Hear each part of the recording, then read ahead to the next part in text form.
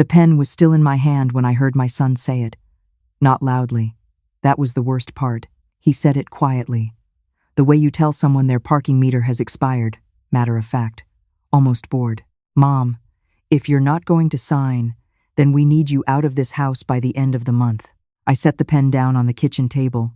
The same kitchen table where I had helped him with his homework for 12 years. Where I had sat up until 2 a.m. the night before his college entrance exams, making sure he had everything he needed. Where I had cried alone after his father walked out, telling myself I would be enough. I would be everything. I looked at my son, my Daniel, and I did not recognize the man standing in front of me. But let me go back to the beginning, because none of this started that afternoon in the kitchen. It started the way most disasters do. Slowly, and with a smile. I spent 31 years as a registered nurse. Night shifts, holidays, double shifts, when the ward was short-staffed. I worked all of it without complaint because I had something to work for. Daniel was 12 when his father left us, and I made a promise to myself the morning I found the note on the refrigerator. My son would not feel that absence. He would have everything. And if giving him everything meant I had nothing left for myself at the end of the day, then that was simply the cost of being his mother. By the time I retired at 62, I had a paid-off house on Birchwood Lane, a modest savings account, and a son who seemed to have turned out well. He had a good job in sales. He called me every Sunday, and when he brought Vivian home to meet me for the first time, I thought she was lovely. Dark hair, sharp green eyes, a laugh that filled the room. I told my neighbor Constance afterward that I had never seen Daniel look so happy. I gave them a beautiful wedding. Not extravagant, I was careful with money, but beautiful. The centerpieces were white peonies because Daniel had told me once, when he was 9 years old and we were walking past a flower shop, that those were the prettiest flowers he had ever seen. I always remembered everything about him. The first year of their marriage, things were genuinely good. They had an apartment across town. Vivian had her own career in marketing. Daniel called on Sundays and sometimes on Wednesdays too, and they came for dinner at least twice a month. I felt something I had not felt in a long time. Lightness. Like I had done my job, and now I could finally exhale. Then the calls started changing. It was small things at first. Daniel calling not just to chat but to ask about my savings. Had I thought about what I was going to do with the house? Had I looked into those senior living communities that were supposedly very nice? He'd read an article. He said. People were moving into them younger now, getting ahead of things. I laughed it off. I was 62, not 92. I was healthy, I was active, I still walked 3 miles every morning. Then came the first request for money. Vivian's car needed repairs, and the timing was bad because they had just had a large expense, something about a deposit for a vacation they had already committed to. Could I lend them $2,000, just until the end of the month? Of course I said yes. He was my son. The end of the month came. The $2,000 did not come back. 2 months later, it was $4,000. A work trip had cost more than expected, some issue with reimbursement from Daniel's company that was being sorted out. Of course I could help. I want to be honest with you about something, because I think it matters. I knew. Some quiet part of me knew that this money was not coming back, that there was no reimbursement being sorted out, that these were not loans, they were simply transfers from my account to theirs. But I let myself believe the explanations because believing them was easier than the alternative. The alternative was admitting that my son was not calling me on those Wednesdays because he missed me. He was calling because he needed something. The requests kept coming, and I kept saying yes, and by the time I added it all up, which I only did the night I could not sleep, and sat at the kitchen table with a yellow legal pad, it was almost $22,000 over 3 years. Then Daniel lost his job. He didn't tell me right away. Vivian told me, actually, during a Sunday dinner at my house, while Daniel was in the backyard on his phone. She sat across from me at that kitchen table and explained, in a tone that I can only describe as efficient, that they had been thinking about their options and they felt the most practical solution would be for them to move in with me, temporarily, just until Daniel found something new. It wouldn't be long, she said. 3 months, maybe 4. I said yes. Of course I said yes. He was my son. They moved in on a Thursday in March. By the following Thursday, I was sleeping in the guest room. It happened so gradually that I almost missed it. Vivian said she needed to set up her home office in the master bedroom because it had better light. Just temporarily, she said. She would put a proper desk and everything in there. It would be very organized. I moved my things into the guest room and told myself it was fine. I told myself I was being generous, being flexible, being the kind of mother who adapted. The kitchen was next. Vivian had very specific eating habits. Organic only. No processed food. No sugar in the house. She went through my pantry one afternoon while I was on my morning walk, and when I came home, 3 bags of groceries I had just bought were sitting on the counter to be donated, she said, because she couldn't cook around ingredients like that, and since she was doing most of the cooking now, it made sense to keep the kitchen organized her way. I stood in the doorway of my own kitchen and looked at the bags, and I felt something shift inside me. Not anger yet, something quieter, something that felt more like fear. I started eating breakfast early, before Vivian came downstairs. I told myself I simply preferred mornings. Daniel, through all of this, was present in the way a piece of furniture is present. He was there. He sat in the living room. He watched television. He nodded when Vivian spoke and looked at me with an expression I could not fully read, part apology, part something else. Resignation, maybe, or relief that someone else was handling things. He found a new job after 5 months. A decent one. Sales again. I thought, with something close to joy, that things would return to normal now. They would start looking for their own place. I could have my bedroom back. We could go back to Sunday dinners that felt like Sunday dinners instead of corporate meetings. Instead, Vivian sat me down in the living room, my living room, and explained that they had been thinking. And financially, it made much more sense to stay on Birchwood Lane for another year, save aggressively, and then buy something of their own. 1 more year, just 1 more year. I nodded. I smiled. I said that sounded sensible. That night, alone in the guest room, I cried for the first time in a very long while. The year stretched on. My friend Constance started calling more often, and I found myself not picking up because I did not know how to explain what was happening in my own home.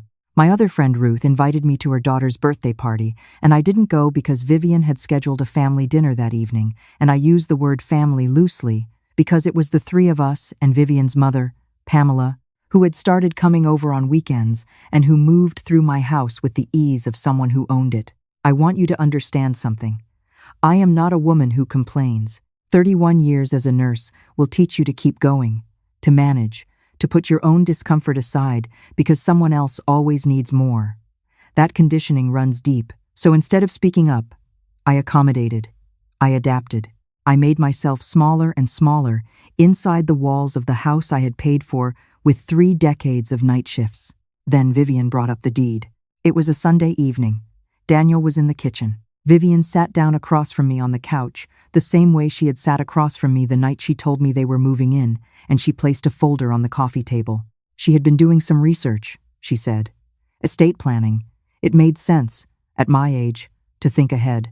And one option that was becoming very common was transferring the property while the owner was still alive, to avoid complications later. She had spoken to someone, a friend, she said, in real estate, and they had drawn up a simple transfer document just to put the house in Daniel's name. Nothing would change, she said. I would still live here, obviously. It was just smarter legally. I stared at the folder. I thought about 31 years of night shifts. I thought about the morning I found the note on the refrigerator. I thought about $22,000. I said I would need to think about it. Vivian's smile didn't change, but something behind her eyes did. She said, of course, take your time. And she picked up the folder and went upstairs. And I sat there on my own couch in my own house, and I understood, for the first time with complete clarity, what was happening to me. I did not sleep that night. In the morning, I got up before anyone else was awake, put on my walking shoes, and walked to the end of Birchwood Lane and back 3 times. The air was cold. The neighborhood was quiet. By the time I got home, I had made a decision. I was done being small. I called Constance from my cell phone while sitting in my car in the driveway. I had not been able to talk freely inside the house for months. Vivian had a habit of appearing in doorways at the wrong moments. I told Constance everything. She listened without interrupting, which is one of the things I love most about her. When I finished, she was quiet for a moment, and then she said, "Maggie, you need to call a lawyer today. Not tomorrow, today." She was right. I called an estate attorney that morning. His name was Gerald Hoffman, and his office was 20 minutes from my house. I told his receptionist it was urgent, and she fit me in at 2 o'clock that afternoon. I told Daniel and Vivian I had a doctor's appointment. They didn't ask which doctor. Gerald Hoffman was a small man with reading glasses and a calm way of speaking that immediately made me feel steadier. I sat across from his desk and told him everything: the money, the bedroom, the kitchen, the folder. When I mentioned the transfer document, he took his glasses off and set them on the desk. "Mrs. Callahan," he said, "that document would have left you with no legal ownership of your home and no guaranteed right to remain there. You would have been, for all practical purposes, homeless at the discretion of your son and daughter-in-law." I nodded slowly. I had understood this, but hearing someone else say it made it real in a different way. He told me what we needed to do. First, I needed to change my will immediately, removing Daniel as the primary beneficiary and ensuring that any assets I had would go instead to a charitable trust with specific conditions attached, should Daniel ever demonstrate financial responsibility. Second, I needed to document everything the money transferred over the years, any conversations I could recall, any pressure I felt regarding the deed. And third, I needed to establish, in writing, my legal rights as the sole owner of the property on Birchwood Lane. I left his office 2 hours later, with paperwork, a plan, and something I had not felt in years: a spine. Over the next 3 weeks, I was careful. I did not change my behavior at home. I continued waking up early. I continued eating breakfast before Vivian came downstairs.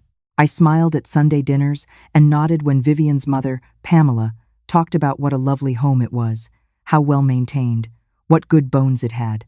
I made mental notes of every conversation. I kept a small notebook in my car where I wrote down dates, amounts, statements I remembered. Constance helped me.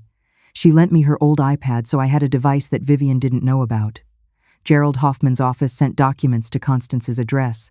Everything was done quietly, patiently, the way a nurse learns to do difficult things without drama, without announcement. I also spoke to 2 other neighbors on Birchwood Lane, Frank and Dolores, who had noticed that I seemed different lately. "Quieter," Dolores said. "Not yourself, Maggie." I told them enough that they understood the situation, and they agreed to keep an eye out and to remember what they observed. Witnesses matter. Gerald had told me that. The transfer document sat in its folder in Vivian's home office, my former master bedroom. She brought it up twice more, both times framing it as a simple administrative task, something she really just needed me to get around to. The second time, Daniel was in the room, and he added his voice to hers. His eyes did not meet mine when he spoke. He looked at the window. "It just makes sense, Mom," he said. "It protects all of us." I thought, all of us? What a strange phrase. I said I was still thinking about it. 3 weeks after my first meeting with Gerald, everything was in place. The will had been changed. A legal notice had been filed, establishing my sole ownership of the Birchwood Lane property and my rights as the primary resident. Gerald had also drafted a formal loan repayment demand for the $22,000 structured as a legal document with a 30-day response window. On a Tuesday morning, while Daniel was at work and Vivian was in her home office on a call, I drove to Gerald's office, signed the final documents, and then sat in his parking lot for a few minutes afterward. It was a gray autumn morning, the kind where the light is thin and everything looks a little more serious than usual. I thought about my son at 9 years old, pointing at white peonies through a flower shop window. I thought about the note on the refrigerator. I thought about all the night shifts. And then I thought, I did everything right. I gave everything I had. And that is not the same as saying I deserved what happened. Because I didn't. No one deserves to be diminished inside their own life by the very people they loved most. I had confused sacrifice with surrender, and I had spent years surrendering without realizing there was another option. I drove home. I made a cup of coffee. I sat at the kitchen table. That evening, after dinner, I told Daniel and Vivian that I had made my decision about the transfer document. Vivian leaned forward. Daniel set down his fork. "I won't be signing it," I said.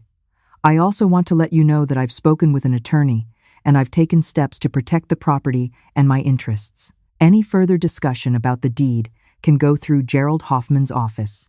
The silence lasted about 4 seconds. Then Vivian said, very carefully, "What attorney?" "Gerald Hoffman," I said. "His number is on the refrigerator." Daniel's face went through several expressions in a short period of time. Surprise first, then something that might have been embarrassment. Then, and this is the one that hurt, because I had not expected it, anger. "Mom," he said, "you didn't need to involve a lawyer. We're family." "Yes," I said. "We are."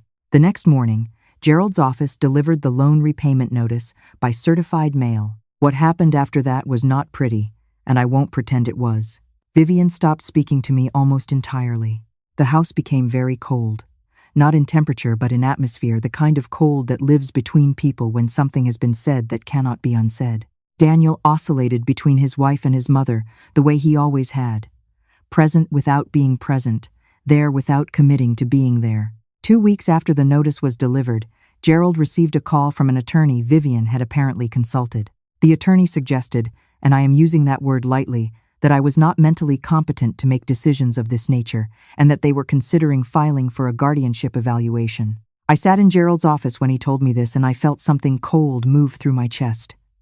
Not fear, something colder than fear. The recognition that someone who had lived in my house, eaten food I paid for, slept in my bedroom, was now attempting to have me declared incompetent. Gerald was unruffled. He told me this kind of tactic was not uncommon, that it rarely succeeded when the target was, in fact, fully competent, which I demonstrably was, and that the appropriate response was documentation. My doctor provided a written statement. Constance provided a written statement. Frank and Dolores provided written statements. Gerald compiled everything into a response that, in his words, made the guardianship claim essentially indefensible. The claim was dropped within 10 days, but what came next, I did not expect. On a Friday afternoon, I came home from visiting Ruth to find that Vivian's car was gone. The closets in the master bedroom were empty. The home office, which had been full of her equipment and files, was cleared out. Daniel's car was still in the driveway. He was sitting in the living room when I walked in, and he looked like a man who had not slept. I sat down across from him. He started talking, and for a long time, I just listened. Vivian had decided she did not want to fight this any further. She had found an apartment she had apparently been looking for several weeks without telling him, and she had taken most of what was hers and left. Whether their marriage would survive this, he didn't know. He looked at his hands a lot while he spoke, and then he said something that I have thought about many times since. "I knew it was wrong," he said. "The deed thing. I knew it when she brought it up the first time. I didn't know how to tell her no." I looked at my son, my Daniel, and I felt grief and love and exhaustion and something that was almost, but not quite, forgiveness, all at the same time. "You never had to tell her no on my behalf," I said. "I needed you to tell her no because it was wrong. Not for me, because it was wrong." He didn't say anything. He nodded, and his eyes got red at the edges. "I'm not going to pretend this didn't happen," I said, "and I'm not going to tell you everything is fine, because it isn't fine yet. But I am your mother, and I am not going anywhere.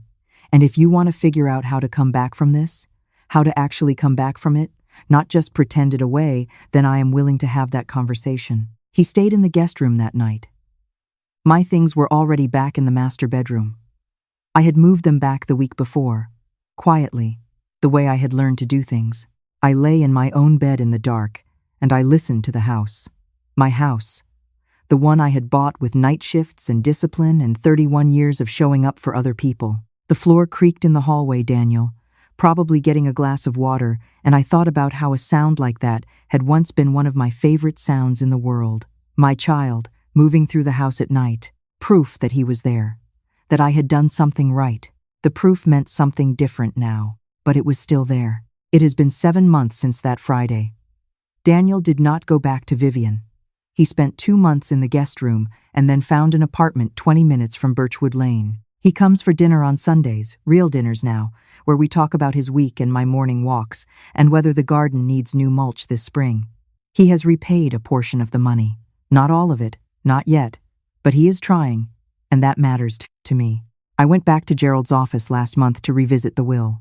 It remains changed. I told Gerald that I had no intention of restoring Daniel as the primary beneficiary until I saw consistency over time, not promises, consistency.